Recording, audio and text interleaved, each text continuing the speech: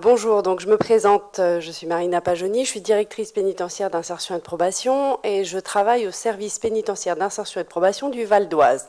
Je suis chef d'antenne, c'est-à-dire que le service pénitentiaire d'insertion et de probation a une antenne au sein de chaque établissement pénitentiaire et donc je suis la chef de l'antenne de la maison d'arrêt du Val d'Oise, autrement appelée l'AMAVO, qui gère donc une équipe de 12 conseillers pénitentiaires d'insertion et de probation.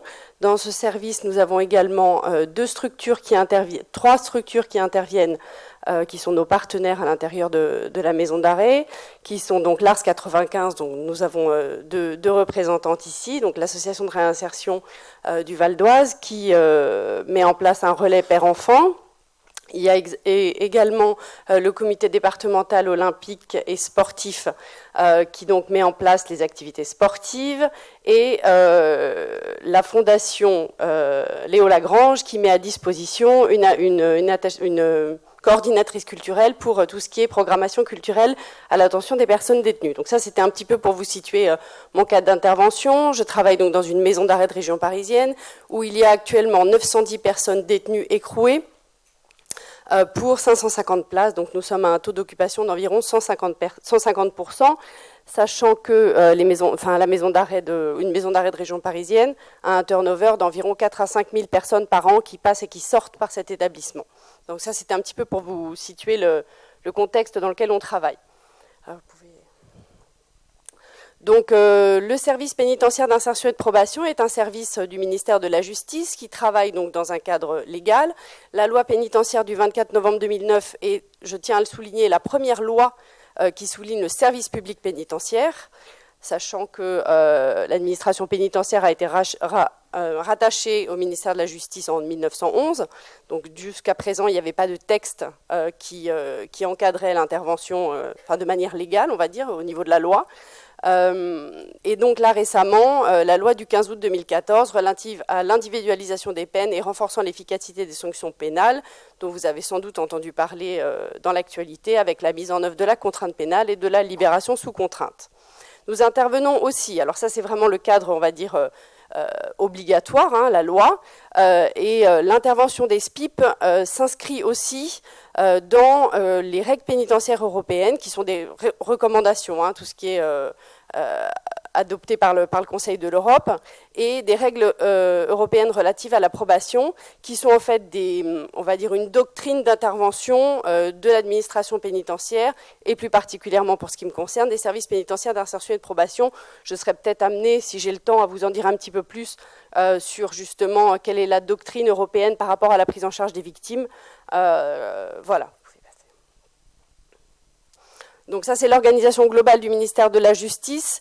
Je vous laisse un petit peu en prendre connaissance. Voilà, vous avez le garde des Sceaux et ensuite le ministère de la Justice qui est réparti sous différentes directions. Donc la direction de la protection judiciaire de la jeunesse, dont voilà, les collègues qui viennent d'intervenir doivent avoir plus particulièrement de liens avec. Donc ils prennent en charge effectivement les mineurs auteurs. Et donc la direction de l'administration pénitentiaire, dont je fais partie. Donc l'administration pénitentiaire, tout le monde parle des établissements pénitentiaires, mais il faut savoir qu'aujourd'hui, on a à peu près 70 000 personnes qui sont détenues écrouées, et on a 170 000 personnes qui sont suivies en milieu ouvert. Donc le SPIP intervient en milieu ouvert et en milieu fermé, sachant qu'effectivement, on prend beaucoup plus de personnes en charge en milieu ouvert qu'en milieu fermé. Alors, la compétence d'un SPIP est une compétence départementale, c'est-à-dire que nous suivons les personnes. Donc, il y a un SPIP par département. Le SPIP est amené à suivre tout ce qu'on appelle, nous, les PPSMJ. On parlait des PPL, nous aussi, on a nos acronymes. Donc, les PPSMJ sont les personnes placées sous main de justice. Alors, comment se définit la compétence du service pénitentiaire d'insertion et de probation? C'est le domicile de l'auteur, condamné, ou son lieu d'incarcération. Comme je vous disais, moi je travaille à la maison d'arrêt d'Osny. Tous les gens qui sont incarcérés à la maison d'arrêt d'Osny n'habitent pas dans le Val d'Oise, mais du fait qu'ils soient à ce moment-là écroués sur le département, nous sommes amenés donc à les suivre. Donc on intervient auprès des personnes incarcérées, prévenues ou condamnées, et sur saisine, et ça c'est très important de vous le dire, c'est que le SPIP ne s'autosaisit pas. Nous travaillons sous mandat judiciaire, c'est-à-dire que soit le juge d'instruction, le juge de l'application des peines, dans la grande majorité des cas, nous saisit pour, alors en milieu fermé, de fait puisqu'ils sont écroués, en milieu ouvert pour le suivi d'une mesure de milieu ouvert. Je ne vais pas rentrer dans le détail de toutes les mesures qu'on suit en milieu ouvert parce qu'elles sont énormes et ce serait vraiment trop technique, mais après je suis à votre disposition par mail si vous voulez plus de renseignements. Essentiellement, on travaille sur les mesures quand même post-sententielles, c'est-à-dire des gens qui ont déjà été condamnés et reconnus coupables des faits pour lesquels ils sont confiés au SPIP. Donc la mission essentielle du SPIP, c'est la prévention de la récidive. Elle est affichée dans toutes les lois, dans tous les textes qui concernent l'administration pénitentiaire dans son ensemble, au-delà de la garde et de la sécurité. Évidemment, la réinsertion, la prévention de la récidive. On intervient sur différents champs, qui est donc, comme je vous le disais tout à l'heure, l'aide à la décision judiciaire et à l'individualisation des peines. Donc la décision judiciaire, c'est... Alors pareil, je pourrais rentrer dans de longs détails là-dessus, mais je vais pas le faire parce que j'aurai pas le temps. Et l'individualisation des peines, c'est-à-dire qu'effectivement, une personne qui exécute une peine va être amenée un jour à sortir de détention. Comment on va pouvoir faire que cette sortie se passe de la meilleure façon possible? On va essayer donc d'individualiser et de proposer au juge de l'application des peines un aménagement de peine qui correspondra aux besoins, au risque et à la réceptivité de la personne. J'espère que j'aurai le temps de revenir sur ces théories. Donc on va effectivement aussi lutter contre la désocialisation, donc c'est ce que je vous disais tout à l'heure, le parloir père-enfant, la mise en place d'activités sportives, la mise en place d'activités culturelles pour que ces personnes restent dans, on va dire, la société tant que faire se peut quand ils sont en détention. Donc on travaille aussi sur la réinsertion des personnes placées sous main de justice et le suivi et le contrôle des obligations, ça c'est exclusivement en milieu ouvert. Sur la réinsertion des personnes placées sous main de justice, je voulais dire quelque chose, mais j'ai perdu mon idée, c'est pas grave. Oui, sur cette réinsertion, une chose très importante, c'est que le SPIP n'est pas un service social, le SPIP est un service de l'État, un service de l'administration pénitentiaire, et il ne dispose pas d'un service social. C'est-à-dire que le SPIP seul n'est rien, et sans nos partenaires, sans la société civile, sans l'implication de tous les partenaires du département, voire de l'État, le SPIP ne peut pas faire appel à des structures qui lui sont propres. C'est-à-dire que nous faisons appel au CHRS, au Centre d'hébergement de réinsertion sociale, aux structures de soins,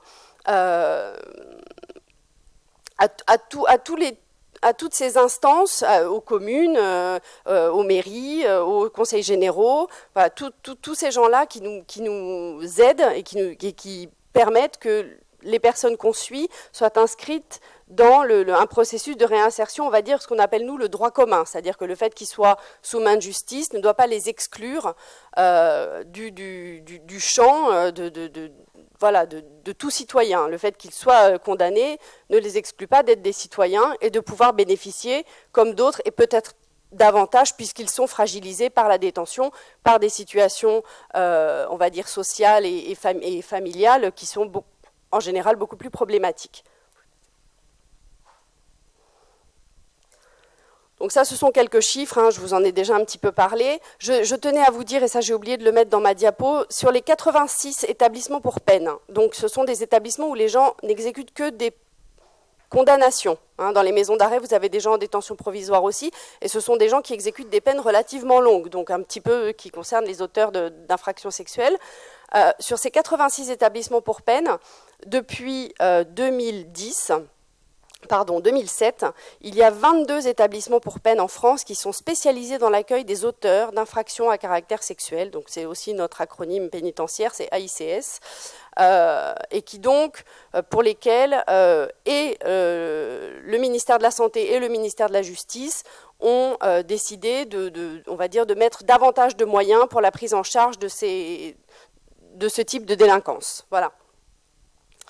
Donc en fait, l'objet de mon intervention, c'était surtout de vous dire, voilà, une fois que la personne est condamnée, qui prend en charge cet auteur, qui lui parle du passage à l'acte, qui lui parle de la victime, de la chaîne délictuelle qui l'a amené à commettre les faits qu'il a commis.